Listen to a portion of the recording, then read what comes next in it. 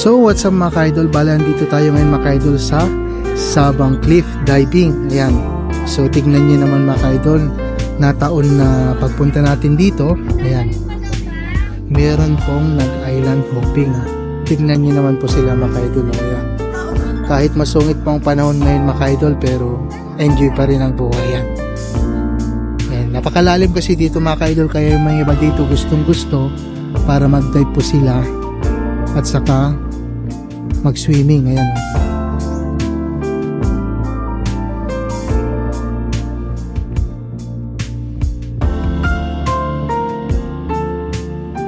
At syempre pagdating natin dito mga ka-idol sa parking area, meron pong tindahan dito si nanay at tatay, kaya tatanungin natin kung bakit po natawag itong Sabang Cliff. So tay, bakit po natawag na Sabang Cliff ito?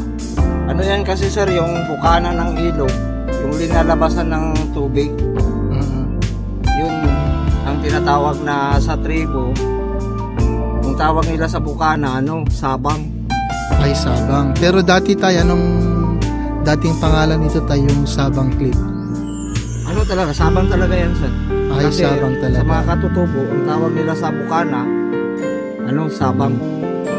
Pero sa amin na mga Bisaya, yung mga Christian, bukana yan. Ay, bukana. So, kaya sa ibang lugar, gaya ng Mate, merong sinasabi na pagsabangan, yan, Sabang yan. Labasan ng mga tabang na tubig. Ito. Oo. Kaya sinasabi po nilang Sabang tay. Oo. Okay. So, gaano po katagal kayo dito tayo na nagtitinda dito tayo? Mga na? Galing pa 2014. Tagal na tayo na. Ngayon. Pero So, itong asawa ko, talaga dito yan sir. Lumad talaga yan dito.